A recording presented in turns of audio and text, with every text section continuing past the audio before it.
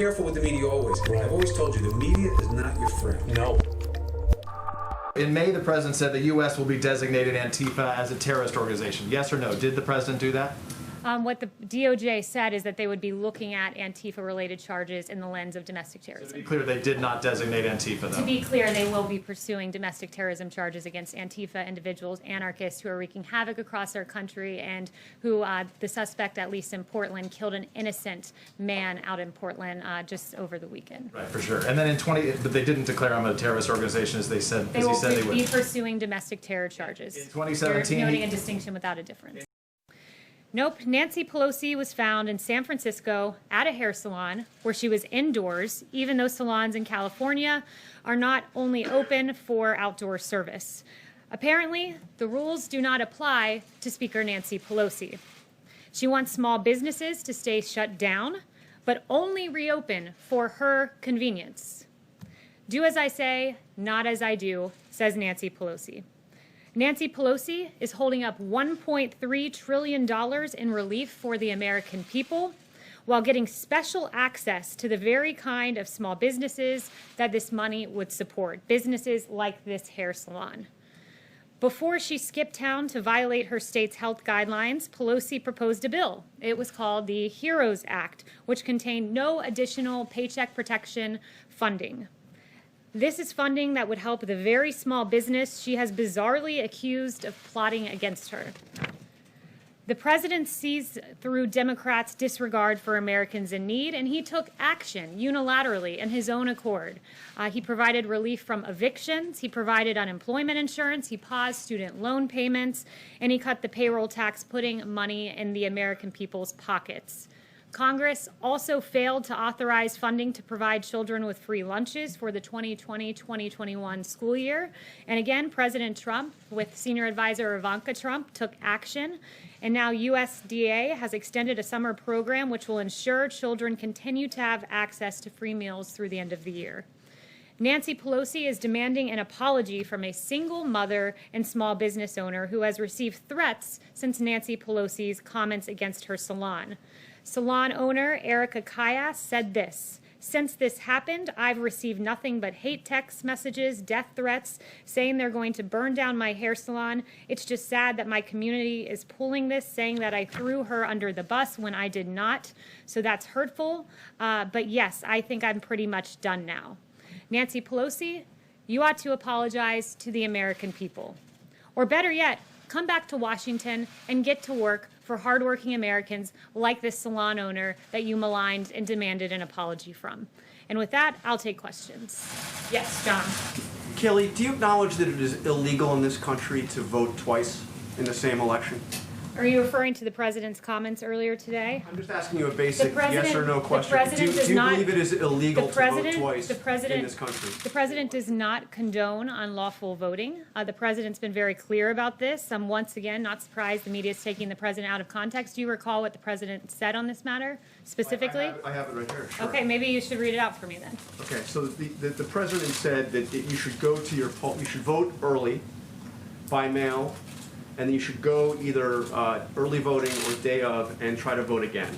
So he is asking people to vote by mail and then to go down to the polling place on election day and to vote again if their vote has, if they can't confirm their vote has been counted. You're missing a very crucial line from the president's remarks. If it is not tabulated, meaning your mail-in vote, then you will be able to vote in person. If it is not tabulated, there are at least 5 states in this country that do not count any mail-in votes until election day. So those votes won't be counted until afterwards. So there's no way to know whether or not their vote is. There's a very simple answer, and this is how it works. First, a lot of states have what are called electronic poll books, and what this means is that in real time this is updated. So if your vote is counted, they check the electronic poll book, and you will not be able to vote in person because your vote has been counted. There's a secondary situation, so those who do not have electronic poll books, every single state in the country, you can cast a provisional ballot, and that is a ballot that is there, and if your your vote that you have not mailed in is not counted, they will then count the provisional ballot. And that is exactly what the president's referring to. But what Democrats are doing is saying this: we want an entire new system for voting, one subject to fraud. Don't take it from me, take it from Jimmy Carter, who said in 2005, as part of a bipartisan commission, absentee ballots remain the largest source of potential voter fraud. So what Democrats want you to do is say, trust us, but don't verify. Don't verify that your vote's been counted. This president's trying to enfranchise Americans, which is exactly what he's been saying. He wants every American to have a vote because he understands what Jimmy Carter understood and what so many of us understood until the president started putting the focus on mail-in voting, and that was this, that it is subject to fraud.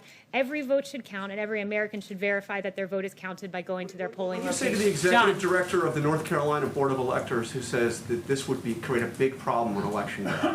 What I would say is that the president has laid it out very clearly. You should verify your vote. And not only that, I would point them to the fact that in 2016, before we tried this entire new system of mass mail-out voting, 319,000 votes were not counted that were cast by mail. 319,000 in an election that came down really to 80,000 votes in Pennsylvania, Wisconsin, and Michigan. That's untenable, and hundreds of thousands more will not be counted with the Democrats' fraudulent mass mail-out voting system. The president wants enfranchisement, plain and simple. John. Can I ask you a process and jurisdiction question? The president signed a memorandum last night directing federal agencies to look at funds that might be withheld to cities that do not do enough to restore law and order.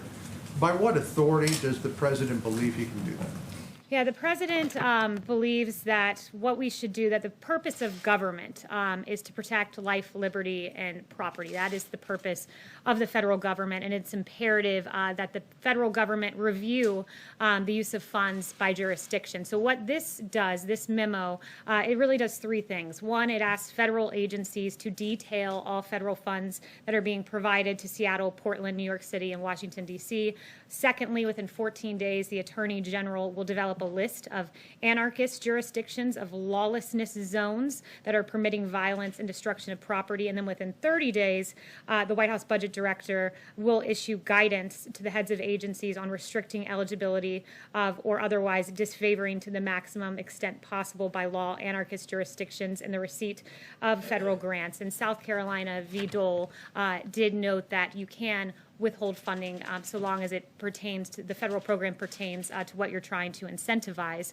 So we believe here, when you look at New York, a 177% increase in shootings, in Seattle, where there was a lawless chop zone where 2 died, in Portland, where you've seen 140 officers injured. This is a dereliction of duty. And if the states will not act in their police power and secure their streets, this president will use every lawful mechanism available to him to try to supplement their failures. And in some cases, that's meant federal officers in Minneapolis and Kenosha, where we've been invited. This is yet another attempt to make sure no more children like Legend Taliaferro die on our streets. These are congressionally appropriated funds. I expect that you would expect there to be immediate legal action taken. Letitia James, the Attorney General for the state of New York, warned a few minutes ago that if you try to withhold any funds, she will immediately slap you with a lawsuit. Well, she's free to do that. We believe that what we will do will be lawful within the bounds of the law, and we encourage states to act and cities to act in the way that Kenosha and Minneapolis did. Although, be it delayed a little bit there, they finally stepped up and asked for federal support, and they got it because too many Americans are dying on our streets, too many businesses being burned to the ground. That's not the American way by a long shot. Okay, Yes. just to follow up on that, the president, as we know, tried to withhold federal money from sanctuary cities, and he lost, as per the courts. So why isn't this also doomed to fail? I'm not going to get ahead of exactly what the final product will look like. Again, I just walked you through. There's a 14-day timeline for the DOJ, and then a 30-day timeline for Office of Management and Budget. But we believe that we are on the right here. Let me do a couple follow-ups if I can. So in May, the president said the U.S. will be designated Antifa as a terrorist organization. Yes or no? Did the president do that? What the DOJ said is that they would be looking at Antifa-related charges in the lens of domestic To terrorism. be clear, they did not designate Antifa, though. To be clear, they will be pursuing domestic terrorism charges against Antifa individuals, anarchists who are wreaking havoc across our country and who the suspect, at least in Portland, killed an innocent man out in Portland just over the weekend. Right, for sure. And then but they didn't declare them a terrorist organization as they said, They as he will said they would. be pursuing domestic terror charges. In 2017, You're noting a distinction without a difference. In 2017, he threatened to withhold withhold federal funds from UC Berkeley if they did not allow free speech. Has he done that? I'll follow up with you on that. I guess the question is, the president makes a lot of threats, knowing that he's not going to follow through or that they're not legal. So is this what he's trying to do here yet again? No, the president will follow through. His memo is exceedingly clear.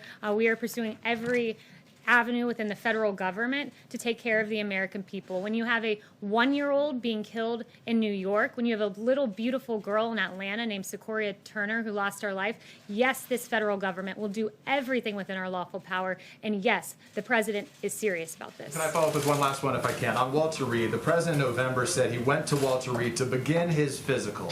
He said he was there this week. He said he was there to complete his physical. In fact, your predecessor said the same back then, that it was to begin it. So which one was it when the president went to Walter Reed? The president did his physical in 2 parts. These are very extensive when you're doing a presidential physical, and he used the 2 visits to Walter Reed to complete the physical in 2 stops. Again, the media is engaging in conspiracy theories about the president's health.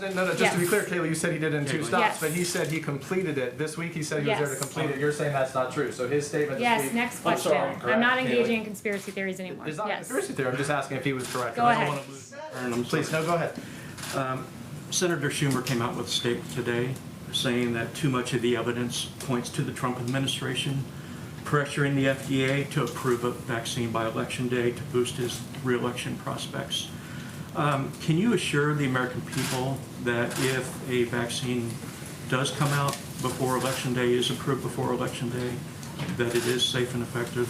And can you address his assertions that you are pressuring the FDA to come up with a vaccine before Election Day? No one is pressuring the FDA to do anything. This is, again, a bizarre theory spun up by CNN, among others. Let me note that the FDA, you had Dr. Hahn who said this, I can assure you 100% that the president has never pressured me to make a decision regarding any regulatory aspect of the FDA's work. He said that just a few months ago. It is absolutely the case. You had Secretary Azar saying this morning about the vaccine, whether it's October 15th or November 1st or November 15th, this is all about saving lives. You've had Dr. Fauci say, we in fact briefed the president today. This was a few weeks ago about this in the Oval Office. I was there for that briefing.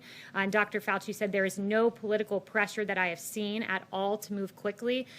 This president wants to break through regulatory barriers to get a vaccine as safely to the American people as quickly as possible because lives are at stake, but he will not in any way sacrifice safety and making sure that this is 100% airtight before the American people receive it. So the priority here is saving lives, safety, and there will be a safe and effective vaccine in the works. And again, I think the CNN spinning up this conspiracy theory, it all was based upon the CDC career. Brought this up. Yes, and CNN was peddling a theory on this as well. Basically, you had career officials at the CDC who made a decision, who spoke with states about distributing vaccines. We're preparing in advance to have a safe and effective vaccine distributed because unlike the Obama administration during swine flu, they had real problems in that regard. The Obama administration promised 100 million doses by October. They then reduced that number to 40 million for the swine flu by mid-October when demand for a vaccine was at its highest. Supply fell dramatically short with as few as 11 million doses on hand. You even had their CDC director saying, we are nowhere near where we thought we'd be by now. We are not near where vaccine manufacturers predicted we would be. We share the frustration of the people who have waited online or called a number or checked a website and haven't been able to find a place to get vaccinated. Unlike the Obama-Biden administration, we make plans in advance. It's why we have contracts for 100 million of vaccine production in advance, and it's why CDC career officials have worked with all 50 states to make sure that we can distribute this vaccine. We do our homework in advance, unlike Obama-Biden. One, Kayleigh, just Yes. another one. So former Vice President Joe Biden said on Alexei Navalny's poisoning that the mode of attack leaves no doubt as to where the responsibility lies, the Russian state. Does the president agree with that assessment? And has he made his voice known to the Russian government on this issue? So we're deeply troubled by the results released yesterday. Alexei Navalny's poisoning is completely reprehensible. Russia has used chemical nerve agents in the past, and we're working with our allies and the international community to hold those in Russia accountable wherever the evidence leads and restrict funds for their malign activities. The Russian people have a right to express their views peacefully without fear of retribution of any kind, and certainly not with chemical agents. And no one has been tougher on the Russian government than this president. Yes. Thanks, Kayleigh. On TikTok, the president said that that ban is going to take effect on September 15th if the deal is not agreed to. What will that look like? Or is Google and Apple going to have to delete that app from their app stores? Or are people going to have to delete it off their phones? Tell us what will happen on September 15th if there's no deal. I'm not going to get ahead of announcing those plans on September 15th. I know you had some questions on the timing of everything, and I told the Commerce Department to be expecting your call because they can walk you through. Had questions about the 45-day time frame, so I did get some clarity for you on that. If you follow up with me, we can get you in touch with the Commerce Department. Okay. Yeah, Kayleigh, I just wanted to ask you about the investigation. There's a couple of contracts that were awarded that Peter Navarro was involved with. One, there's some investigation going on in terms of the Kodak, the money that went to Kodak to allow them to develop pharmaceuticals. There are other contracts now for ventilators that have received scrutiny. Can you give us an update on how concerned you are that maybe some of these business deals are going through too quickly, they're not getting enough scrutiny? Is there any particular finding that you can offer at this point on that? Yeah, we've made many contracts using the DPA 78 times, 30 times with regard to testing. We're very proud of what we've done. Of course, if there are new allegations with a given company, we certainly look at those and look at them closely, as we did with the Kodak situation. But we're very proud of what we've done. We were met with an unprecedented challenge, a novel coronavirus that came to our shores from China.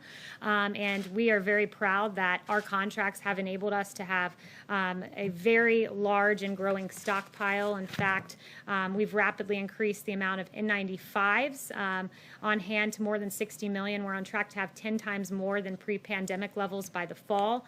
Significantly surged the number of gowns on hand to more than 27 million. And we have tremendous level of ventilators on hand at 109,000, and we will have tens of thousands more by the fall. So the contracts we've made have enabled these numbers, among others. I'm not even getting into therapeutics like remdesivir, but of course, if there's ever allegation, we take it seriously and look at it as we did with Kodak. Confirm how many allegations of wrongdoing that you're looking at that I'm involve only aware Peter Navarro? of the one or two that you named out of the many, many contracts that we've had.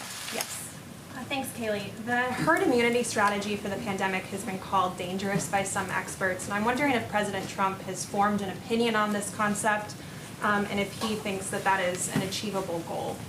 Yeah, the herd immunity so-called theory was something made up in the fanciful minds of the media. That was never something that was ever considered here at the White House. Here at the White House, what we've done is race to get a safe and effective vaccine in record time. If we get it by the end of the year, it will far outpace Ebola, which took 14 months to get to phase 3 clinical trial, 3 years to get to completion. This will be the fastest vaccine ever for a novel pathogen.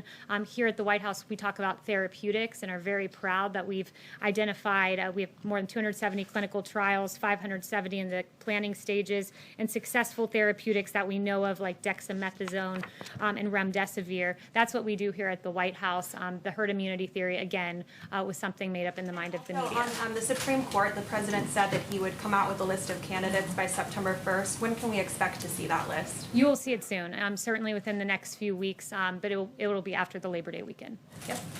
Thank you. Back on the cities, how would the president's plan to reduce funding to cities actually help protect citizens that you said was the goal of the president? Yeah, that is the goal, and what the intent is to incentivize cities to follow in the way of Kenosha and Minneapolis, who, when they were in the midst of a situation that they couldn't handle just at the local level, they requested federal assistance, and it worked. Within 24 hours, you saw a much different scene in Kenosha. Within 24 hours, a much different scene in Minneapolis. So we want states to work with us, and those two models are examples of Democrats who have done so. On the contrary, you see a much different situation in New York and Portland and DC and Seattle. And some of the factors, as noted in the memo, that will go into the lawlessness assertion are whether they forbid police from intervening, whether they've withdrawn law enforcement protection from certain areas, like we saw where a police precinct was abandoned in the lawless CHOP zone in Seattle.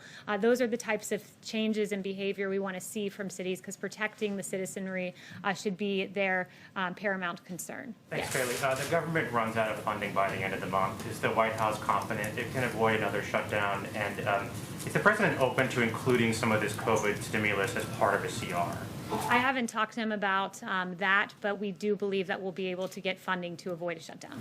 Are negotiations underway now? Like, have you guys started talking to Congress about this yet? I'd have to talk with the chief. I haven't talked to him specifically about that, but it has been discussed internally. I know at least that. Yes. Thanks, Kayleigh. Can you give us a sense on the memo issued last night? Can you give us more of a sense of the funding that would be under review? And also, why does the White House believe that this is the right time to be considering restricting funding for states? We're in the middle of a pandemic and some are dealing with violence.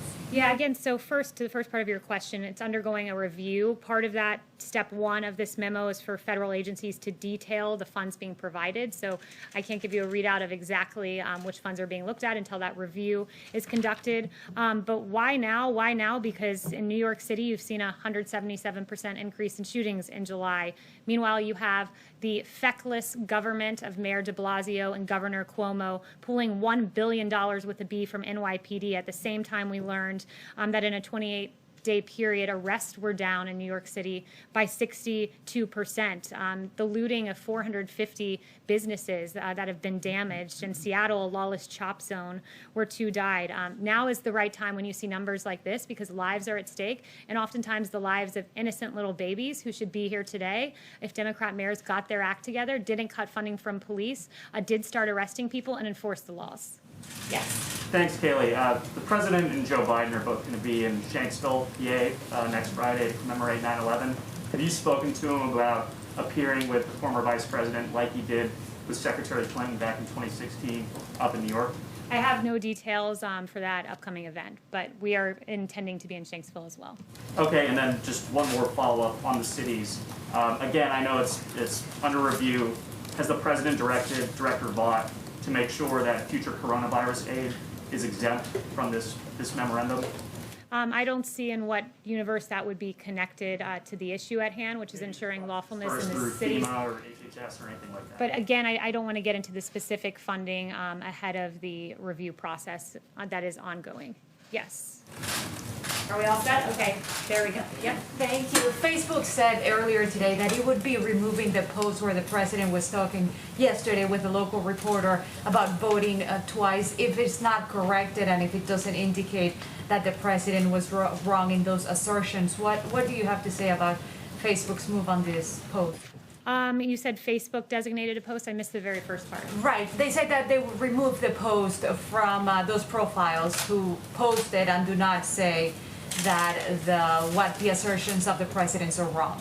Yeah, I haven't seen the particular post you're referring to, but the president is crystal clear here that he only, again, to read that part of his quote, if your vote isn't tabulated, then you'll be able to vote in person. This is about verifying that every vote is counted, because we know voters are disenfranchised. Just in the 2020 presidential primary, for instance, there were 100,000 ballots rejected in California, mail-in ballots in New York. 1 in 5, think about that. 1 in 5 mail-in ballots were rejected, a total of 84,000 ballots rejected in New York City alone. And we know the thin margins by which elections are decided. And we also know that, as research has shown, young Black and Hispanic voters are more likely to have their mail-in ballots rejected. That's according to a Washington Post article. So the president wants enfranchisement, not disenfranchisement. That's his goal with the comments that he made yesterday. If I may ask another one on immigration, please. Okay. The president had said that he will be issuing another order in September. Do you have any more information on that, when he may be issuing that immigration order? Yeah, no updates on a forthcoming immigration. Thank you, Kayleigh. If you mentioned role model cities like Kenosha, if, say, Mayor de Blasio and Mayor Bowser, for instance, if they were to this week take specific actions and get some of the law and order back under control, would this memo continue to go forward, or would you continue to propagate the plans listed in this memo from We have to yesterday? see a radical change in behavior from the mayor of D.C. who allowed a church to burn, from the mayor of Portland who stood with the protesters only to be chased out of his own home, the windows shattered of his building by the very protesters he deemed peaceful, who were actually anarchists, who took the life of a 39-year-old man this past weekend. But look, when the local government doesn't act, we use every avenue available to us at the federal level, and that it pertains to this memo is one example. Another example is Operation Legend, which we're very proud of and have some new numbers for you on that. Since the operation's launch, more than 2,000 arrests,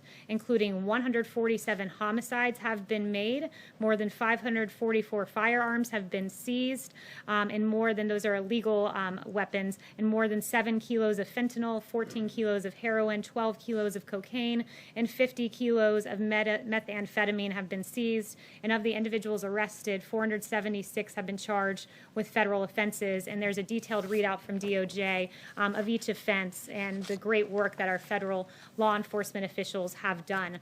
So thank you to our police. Thank you to our federal law enforcement. You keep us safe when Democrat mayors and derelict governors do not. Thank you. Can you say something about airlines? Voting twice, knowingly voting twice is a crime. Why is he telling people to vote twice?